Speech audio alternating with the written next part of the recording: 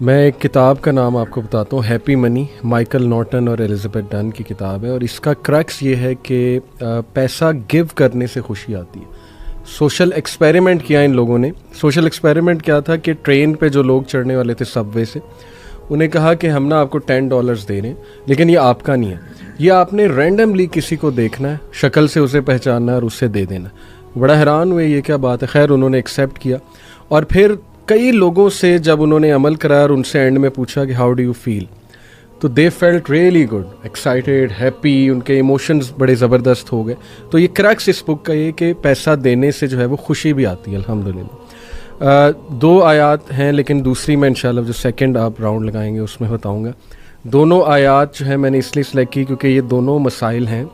Youth کے آج کل، ہم اس پہ اکثر مغیرہ بات بھی کرتے ہیں، شہوات اور شبہات پہ۔ شبہات کے حوالے سے یہ آیا ایکچولی ابن عباس رضی اللہ عنہ کی بھی فیوریٹ آیا ہے، اکارڈنگ ٹو اے نریشن۔ ایک صحابی نے ابن عباس سے پوچھا کہ آپ کی فیوریٹ آیا کون سی ہے، تو اس زیادہ تر صحابہ کی وہ ہے قل یا عبادی الذین اسرفوا علی انفسہم لا تقنطوا من رحمۃ اللہ، لیکن ابن عباس نے کہا کہ میری یہ فیوریٹ آیا ہے۔ وہ صحابی بڑا حیران ہوئے کہ اس میں تو کیا ایسا مطلب ہے، یہ موضوع ایسا کہ آپ کا فیوریٹ ہے؟ انہوں نے کہا اس میں ہوپ ہے، ہوپ فار دوز جنہیں وسوسے آتے ہیں، ڈاؤٹس آتے ہیں۔ تو آیت ہے ورس 260، وَإِذْ قَالَ إِبْرَاهِيمُ رَبِّ أَرِنِي كَيْفَ تُحْيِي الْمَوْتَى قَالَ أَوَلَمْ تُؤْمِنْ قَالَ بَلَىٰ وَلَٰكِنْ لِيَطْمَئِنَّ قَلْبِي۔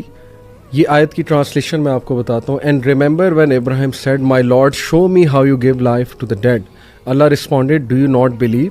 ابراہیم replied yes I do but just so my heart can be reassured. تو الحمدللہ دیکھیں، میں ایک اسکالر کو بھی سن رہا تھا، انہوں نے کہا کہ اس میں ہوپ ہے ان لوگوں کے لیے کہ جن کو ڈاؤٹس آ جاتے ہیں۔ Not all doubts are wrong, some doubts obviously they can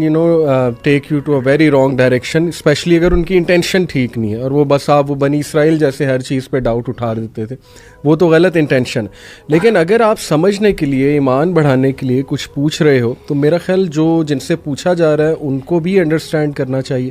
سب سے پہلے اس نے ضانی دینا چاہیے کہ یار یہ سمجھنا چاہ رہے ہیں، اور جو پوچھنے والا ہے اس کو بھی میں سمجھتا ہوں ہوپ فل رہنا چاہیے کہ ایمان ڈاؤن ہو جاتا ہے، ڈاؤٹس آ جاتے ہیں، لیکن یہ کہ پوچھو، کیونکہ ابراہیم علیہ السلام دیکھیے وہ اللہ کو کہہ رہے ہیں کہ اللہ مجھے آپ دکھائیں، میں بس ایمان کی تقویت جو ہے وہ چاہتا ہوں۔ لیکن پوچھنے کا مقصد جو ہے وہ ڈاؤٹ نہیں ہے، نہ ہی شک ہے جی، لیکن انکریز ان فیتھ ہے، انکریز ان فیتھ کے لیے انکریز کرنی، یعنی ابراہیم علیہ السلام کے اندر ذرہ برابر بھی شک نہیں تھا، ذرہ برابر بھی کسی قسم کا ڈاؤٹ کچھ نہیں تھا، لیکن صرف سوال کرنے کی نوعیت یہ تھی، یا سوال سے وہ چاہتے یہ تھے کہ ان کا ایمان اور بڑھے،